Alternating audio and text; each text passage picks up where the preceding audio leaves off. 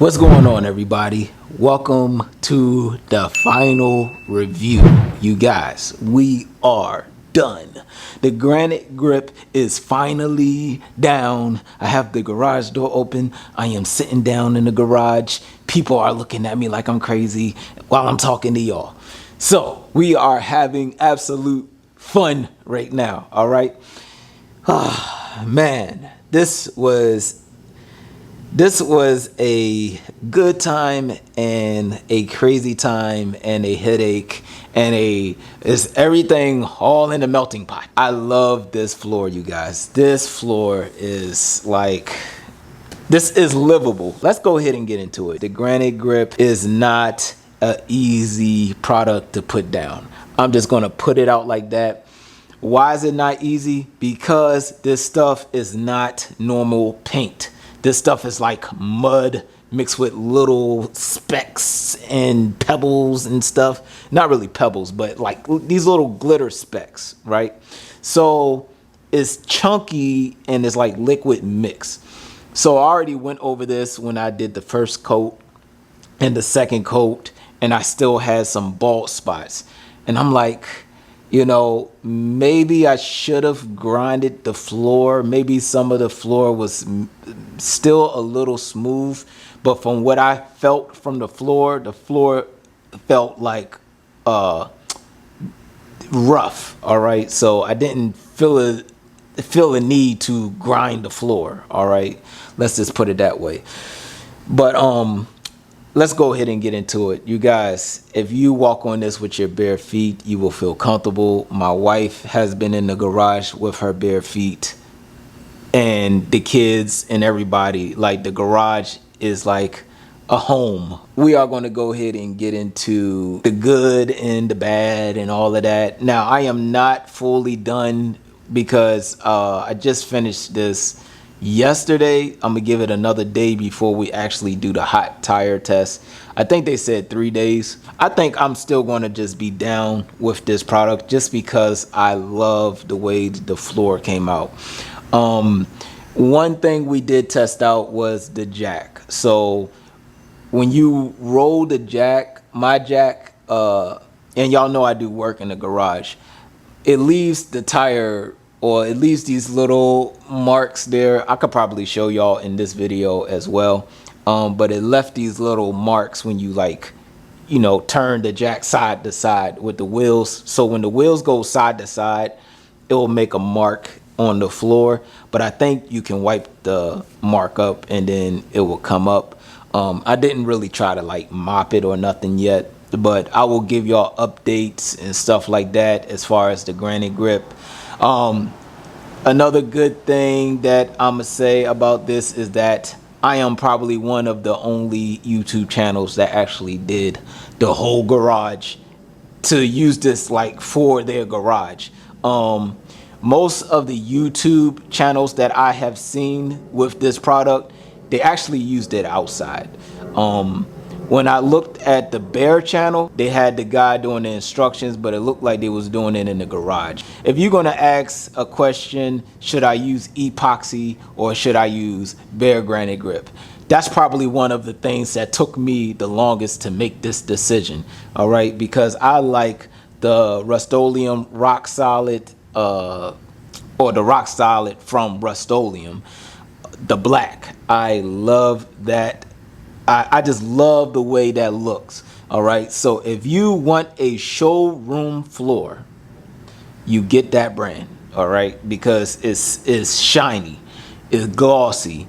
This is dull. Okay, this brand is dull. There's nothing shiny about this floor. All right, so yeah, we got that out the way. If you want a showroom floor, you get that epoxy. If you want like another livable space, so if you want to turn your garage into like a man cave or like another family room or something, then this stuff is amazing. This is the perfect product, you guys, if you use it for a living space. But y'all know me, I do work in the garage, so I don't mind if the jacks over there causes like little, you know, scuffs and scratches and stuff like that. Like I said, it's with the wheels that turn. It's not with the wheels that's going straight. With the wheels that's going straight, you don't even see like marks or anything. One of the most important things with this process is floor prepping. Usually I link the related videos at the end of the product that I'm reviewing. So after the end of this review, I will link in the muriatic acid that I use.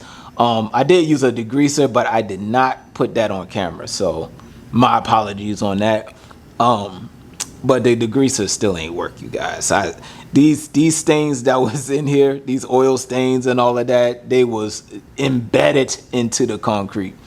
So anyways, I etched this thing twice. After you done your etching, make sure that your floor is completely clean from all debris. So if you etch and you fill your floor and you still see dust on your hand, re-rinse the floor.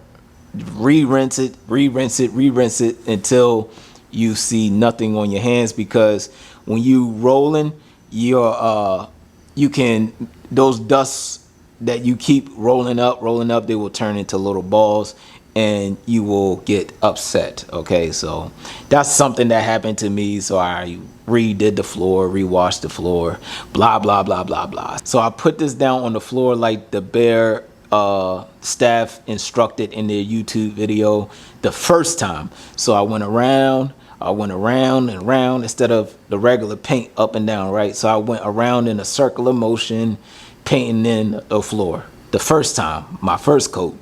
The second coat, I actually painted like I was painting a wall, and you saw the paint streaks, and I was like, this is terrible. Okay, this is not looking good.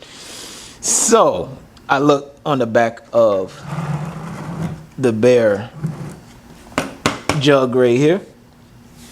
Now, when you look on the back, it lets you know if you painting in a larger area, they said consider using a texture sprayer with a 4mm tip. So I went to Home Depot. I got myself a Husky hopper gun. It's a texture sprayer. I don't think that was the right sprayer to get, because the guy that was using his texture sprayer, it wasn't the same one. He actually used something else, and I was trying to find the same one and I couldn't find it. So this was the best thing that I could find. It was a decent price. It was like 80 bucks. But I used I think it was a 10mm tip. Here it says use a 4mm tip. So when it was spitting out the texture or the specks that was coming out, they was a little bit thicker. So when I sprayed it, I sprayed in like a 4x4 area. After I sprayed, I rolled it in. But when I rolled it in, I went into that circular motion that the BEHR staff instructed on their YouTube video. And so there we have it. I used 3 coats, you guys. I think this is the most important part of this video. Well, everything I said was important. I used 3 coats. Now, I did not use 3 buckets, but I used 3 coats, which came out to being 2 buckets. This is my second bucket, you guys, but I still have like a quarter left. All right, so I probably still have like a little, maybe like 1 gallon or a little bit less, but I still have a little bit more left just in case I need to do touch-ups or stuff like that.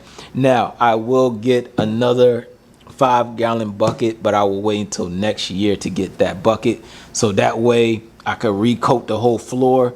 But when I recoat the whole floor, it will be nice. It's easy to roll on.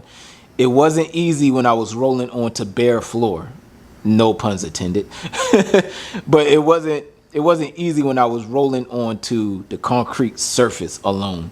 But once I start putting the BEHR the Granite grip on, like the first layer, once I put the second layer rolled on smooth, but it didn't roll on everywhere because I still was having bald spots. It wasn't until I got the texture sprayer. When I got the texture sprayer, it covered everything. So I wish I would have got that sprayer when I first started this project, even though I think I still would have needed 2 buckets. All right, so my last thing I have to say, and this is a message to BEHR Company. This stuff is too expensive, okay? You have epoxy out there. It says it covers 2.5 car garage. For that one box covers 2.5 car garage. The rock solid one was $300. This is $300, and it didn't cover my 2-car garage. It covered it did it once, and then it did half. So it did 2 cars and a half, but you need a second coat. Well, in my case, you needed 3 coats. So be prepared for you 2-car garage people out there. If you want to put this in your garage, once again, make sure that you know what you're getting yourself into. I will show y'all the marks that it leaves with the jack, but definitely if you want your garage to be like your space, like, I don't know, like your little sports room, or you want this to be like a cool chill out spot, I would get the Granite grip. Okay, I wouldn't even worry about having the epoxy showroom looking floor, nothing like that. I just like this because I like the home feel. All right, I like the showroom floor, but I'm not really into the showroom floor like that. Maybe sometime next couple of years I might say, okay, I want to do the epoxy thing. But for right now, I like the home feel. So I'm gonna stick with Granite grip. So whatever markings come out, whatever oil stains and stuff like that, I will just live with it. All right, now I don't know if it resists oil and stuff. I haven't gotten there yet, you guys. Like I said, I will give y'all updates. All right, you guys, and here we go. All right, so that little bit of jack marks that I made, they are right there. All right, so as you can see, if you use something heavy with the wheels, now the ones that made these marks was the wheels in the back of the jack. All right, the ones that turn. The ones that's stationary, that goes forward and backwards, you don't have to worry about that. You will not even get no mark with that, okay? Unless you probably have something heavy. But even when I have something heavy, so I have this motorcycle engine right here, the only thing that makes marks is the back wheels, okay? And I am not sure, I didn't get no water or nothing to try to, you know, put this down, see if it'll wipe up. I'm gonna leave it like that. It don't really hurt me. Once again, I love the floor, so I am into this floor right here. So you would definitely get scuffs with that. Now I do have this stove right here, and when I push the stove with the dolly wheels, it leaves like little marks. You see that mark right there? You can see that mark right there. So it left like little trails, but you could barely see it. Like, you gotta get really close. And the same with, like, say this chair right here. You won't get no marks because it's so light. Like, I'm doing this and I'm not getting nothing, right? But if you sit on it and put weight, and then you move the chair, you will get marks, okay? Just to let you know. But with me, I don't mind. It don't really hurt me like that, so I'll let it go. All right, you guys, so I'm gonna give y'all one last look of it before I wrap this thing up. So here y'all go. Look how good it looks. All right, and not just the look of it, the feel of it, the touch of it. When you put this on your floor, you will love to touch this floor, okay? It just feels rough, but it feels good at the same time. It's hard to explain, but I wouldn't rub bare concrete like this, you know? No puns intended. I wouldn't rub the regular concrete floor like this. All right, and that's just being honest and truthful with y'all. So there you go. That is the texture, you guys. The texture is so cool. But make sure you get a texture sprayer. Got a leaf right there. That leaf is not. I didn't paint that, you guys. So you see. So the texture of it is consistent, very consistent. And there you go. Granite grip, BEHR. If y'all have any other questions, comments, concerns, put it in the comment section and I'll get back to y'all as soon as possible. Like, comment, share, and subscribe.